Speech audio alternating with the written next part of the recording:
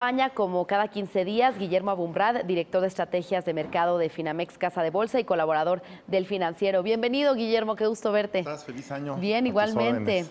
Pues, ¿cómo arrancamos el año? ¿Cómo explicas esta reciente apreciación del peso frente al dólar? Fíjate que es muy interesante porque el viernes salió, por ejemplo, la inflación en Estados Unidos, salió arriba de lo que estábamos esperando, bueno, lo que estaba esperando el mercado, que sería algo que sería propenso a que apreciara al dólar americano contra todas las monedas, y resultó lo contrario. Hoy es un feriado en Estados Unidos y aún así tuvimos una depreciación muy importante del dólar americano. Entonces yo te diría que lo que nosotros hemos visto, que hay una relación, hay una correlación muy importante entre el dólar americano, o sea, por ejemplo, el índice DXY contra las monedas desarrolladas y los commodities, el precio de los commodities. Casi que construimos un índice de casi 50% de cada uno, y te explica muy bien el comportamiento de los mercados emergentes. Entonces, lo que hemos visto pues de unas semanas para acá es una caída muy fuerte del dólar americano y una alza muy importante de los commodities. Entonces eso ha favorecido la apreciación de las monedas emergentes,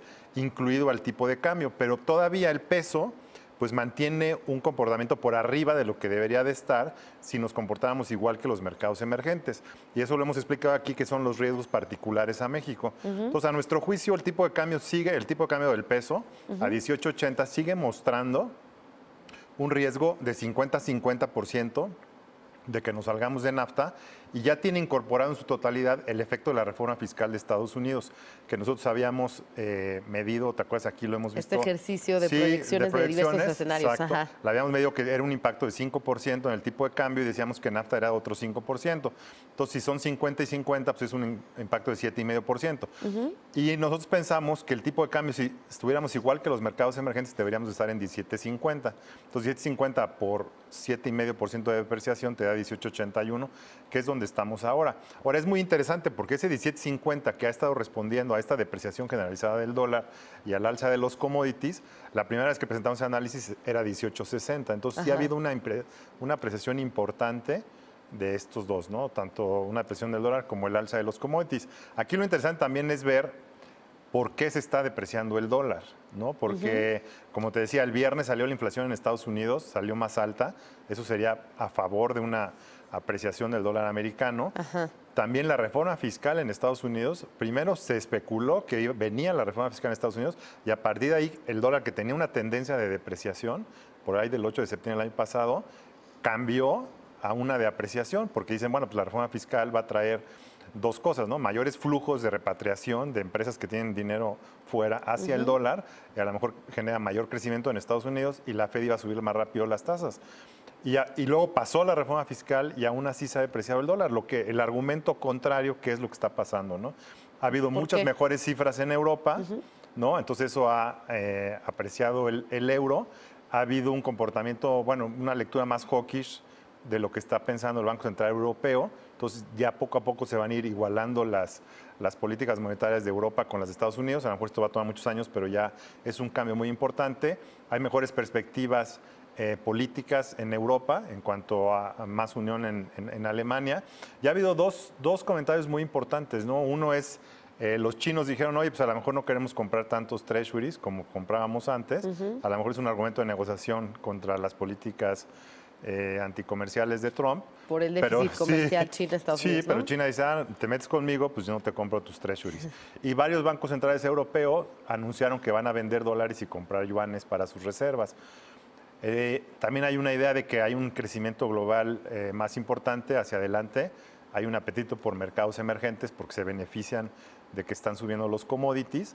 Entonces, todo eso ha pesado más en el dólar que lo positivo que estábamos diciendo al principio, ¿no? Entonces, por eso se está depreciando. Ahora, si nos preguntas de aquí en adelante, pues está muy difícil. Nosotros pensaremos que a lo mejor en los próximos meses sí hay un riesgo de que volviera a apreciarse el dólar, en particular cuando empezaran a venir estos flujos por repatriación Ya los hacia efectos de la Estados reforma Unidos. fiscal. Exacto. Ajá.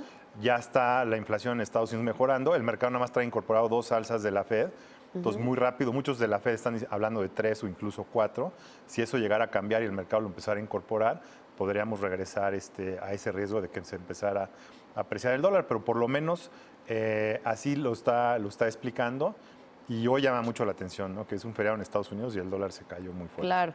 Esto en cuanto al dólar. Y en cuanto al peso, bueno, nos hablabas que por un lado, bueno, el tipo de cambio ya tiene incorporado el tema de la reforma fiscal en Estados Unidos, el Telecán y las elecciones en México, las elecciones presidenciales ya están incorporadas, el riesgo que existe. Nosotros pensamos que no.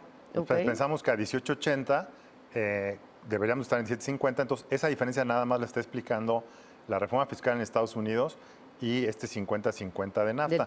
Hemos platicado aquí mucho de que generalmente es hasta febrero o marzo, siguiendo otras elecciones anteriores, que es cuando el mercado ya empieza a voltear a ver el proceso electoral y a ver cómo van las encuestas, todo eso, y lo empieza a reflejar en el tipo de cambio. Entonces, ahorita, bueno, pues casi que con certeza te diría que sentimos que no está incorporado todavía el riesgo político. Okay. Como que hubo un momento a finales del año pasado que el tipo de cambio se fue a 19.90, que parecía confundirse con que a lo mejor ya era esto, pero más que nada yo creo que ese fue también el análisis de Banco de México, que hubo una demanda extemporánea de dólares, había falta de liquidez, metieron los 500 millones, a lo mejor no tuvo el efecto ese día, pero pues finalmente ya lo estamos viendo que sí lo tuvo y ya regresó otra vez el tipo de cambio a reflejar nada más la reforma fiscal y esta probabilidad de NAFTA y se ha beneficiado de la mejora de todas las monedas emergentes, ¿no? ¿Y ahora qué esperar de la inflación? ¿Cuáles son sus perspectivas en Finamex? Fíjate, eso nos deja también porque también hoy ha habido un movimiento importante en las tasas de mayor plazo en México que están desincorporando todas esas alzas que tenían incorporadas de Banco de México. Nosotros somos de la idea de que Banco de México va a hacer un alza más. Sentimos que la inflación, de todas maneras, la inflación no va a ceder tan rápido. Hoy sacamos nuestro pronóstico de la primera quincena de enero. Somos ahorita, yo creo que la primera referencia que hay, que va a haber en Bloomberg sobre el tema. Estamos esperando 0.38 para la primera quincena, que 12 meses te da un pronóstico de 5.66, que es 5.7, ¿no? O sea, cae de 6, casi de 6.9 a 5.7, pero es un efecto por un comparativo, por un efecto base, ¿no? ¿Por qué? Porque tú siempre mides 12 meses. Entonces, al incluir la primera quincena de enero, quitas la primera quincena de enero del año pasado en la medición de 12 meses. Y esa primera quincena de 2017 fue muy alta porque ahí fue el gasolinazo. De hecho, también el gas LP subió mucho. Entonces, al quitar ese efecto, que ya estaba esperado por el mercado, pero de todas maneras, vamos a 5.7, pero pues hace 2 meses se esperaba 5.5 y hace 6, 4.5. Entonces, ese número ha crecido mucho. Y la subyacente, que no tiene este efecto de la gasolina, que tú dirás, bueno, a lo mejor ahí podemos medir si la inflación va para abajo, estamos esperando que la 12 meses se quede en 4.8, que es la misma lectura que diciembre, ¿no? Identificamos, ha subido muchas cosas, han subido refrescos, ¿qué te digo? Huevo. Algunas verduras han subido, otras han bajado, pero no bajaron bajaron casi igual que el año pasado, entonces no va a tener un efecto, y subieron mucho la primera quincena de diciembre. Entonces, pues la inflación, como decíamos, no se ve bien. A 5.5 nosotros pensábamos que era necesario que Banco subiera las tasas, una más, a 7.5. Entonces, en el mes de febrero, en la reunión de febrero. En el mes de febrero. Okay. Entonces, a 5.7, pues todavía más a nuestro favor, que Banco tiene que subir una vez más.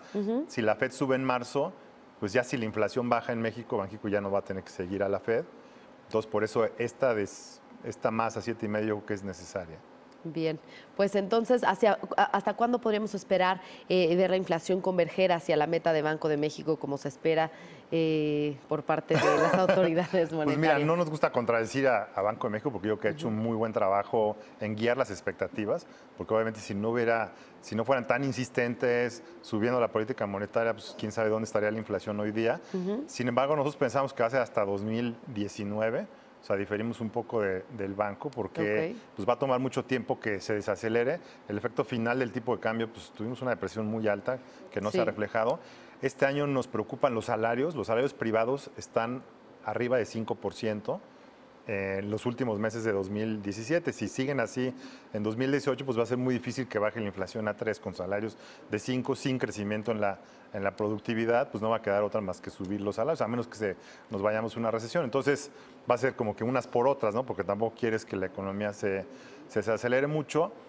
Nos preocupa también los commodities, que es lo mismo que está ayudando al peso, pero por otro lado pues están subiendo los precios de las materias primas y eso pues le pega a los precios en general, o sea, a los costos de producción, y eso también puede hacer que la inflación le tome más tiempo bajar, ¿no? Entonces nosotros vemos 4.6 este año Ok. y 3.9 en 2019. 2019. Entonces sería hasta 2019. Bien, pues me quedo con unas cosas por otras, como dices, pues Pues sí. muy importante y